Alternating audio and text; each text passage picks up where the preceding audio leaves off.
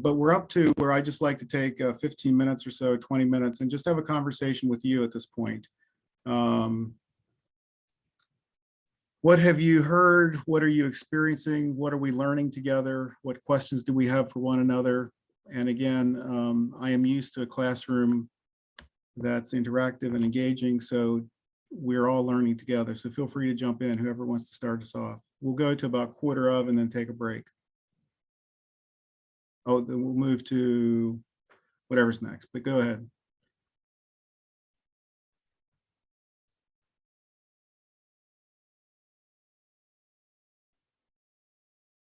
You can just unmute and start.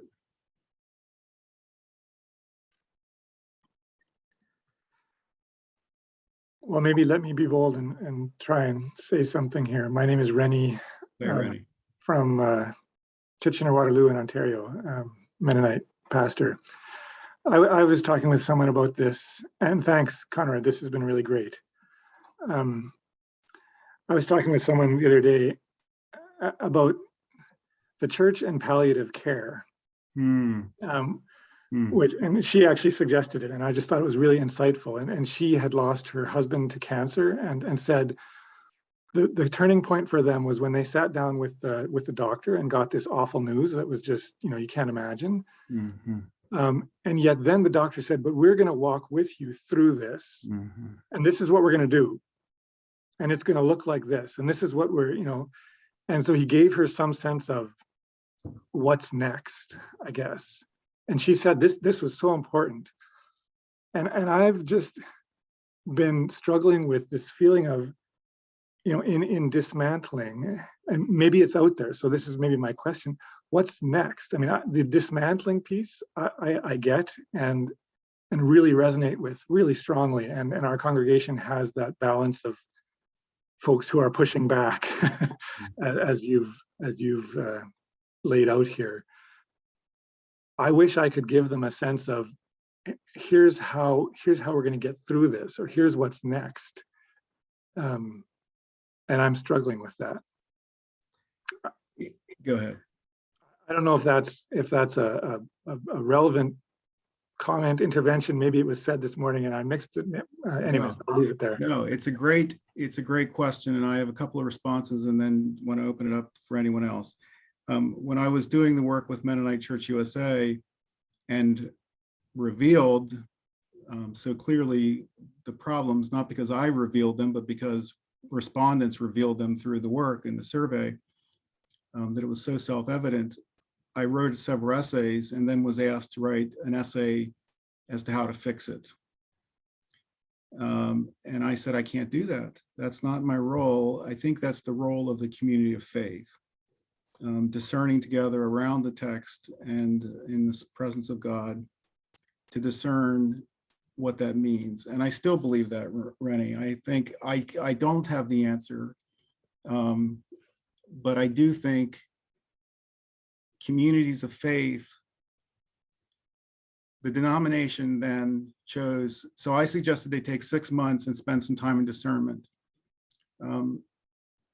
For whatever reason, they chose not to do that, and within a month or two issued a new model of structure that would centralize the church.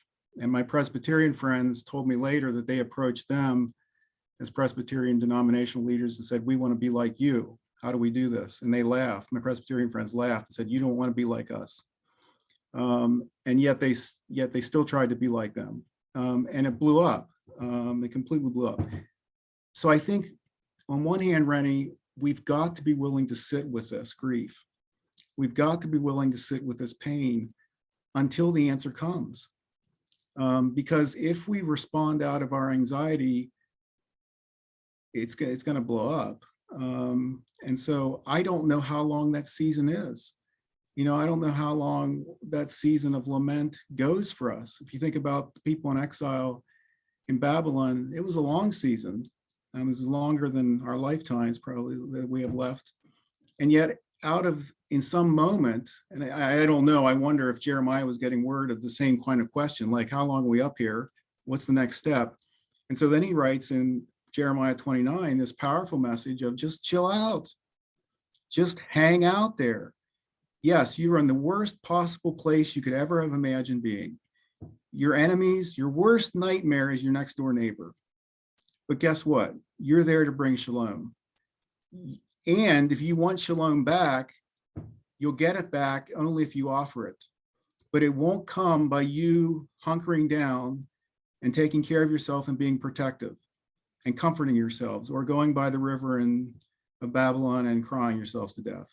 It's only going to come as you care for neighbor that you've objectified as other than human. And then you will get shalom back. So what God did was haul them off into a missional moment. They couldn't see it as a missional moment. They saw it as the worst nightmare they ever had. But what if this is the greatest missional moment we've had? We're asking how to get back to normal. We're asking how to fix it. What if God says, just settle down and love your neighbor? And then behold, in God's divine plan, I'll bring shalom back to you. I think that would be one question I would have. How are we loving God and loving neighbor in the midst of this chaos? Because our neighbors are as confused and anxious as we are.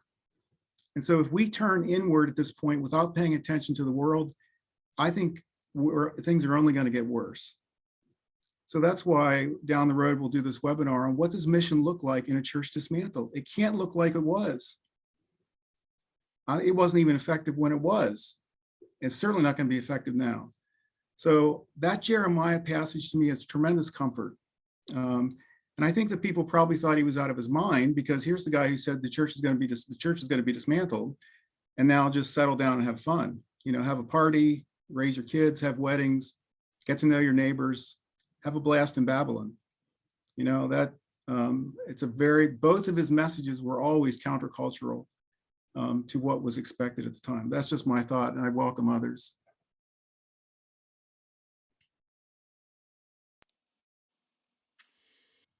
Can I say something about this?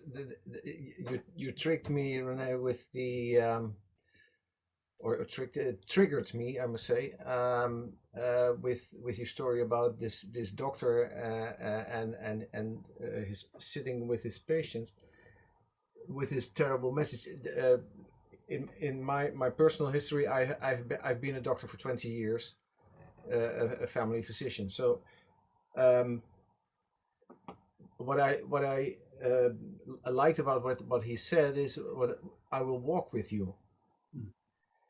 And people always want to know what is next, and then you say something and it's always wrong, because with cancer or with any disease, it always goes differently than the doctor thinks, because we're human. And but the thing is to walk with you, to walk with him and react on the things that are coming. And I have the feeling that when you then turn to the church, dismantling church, that it's the Spirit that is walking with us, and that we have to accept that things are not going as we want them to go or how we think they will go. So thank you for the question. Thank you so much for that. Conrad, and this is so resonating with our experience at the Congregational Church. A few years, it helped that we had to sell our building because it was certainly a boulder around our necks that we were more worried, but I don't want to go down that road. But it helped because in some ways we were left naked, but we also opted to let go. Sort of, you could imagine we let go of everything was put on the ground, like deacons and mission and worship. And we tried as hard as we could to let things stay there until something inspired us to pick it up again. And it has been so difficult.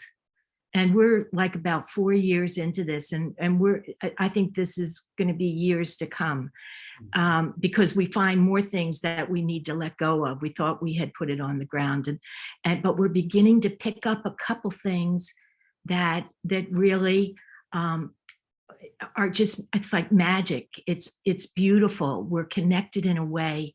We're small. We're very small. We've lost people because living with the unknown, because we all want answers. We want to know that what next.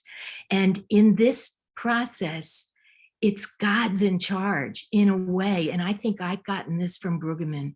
Brueggemann has a sense of God being in charge.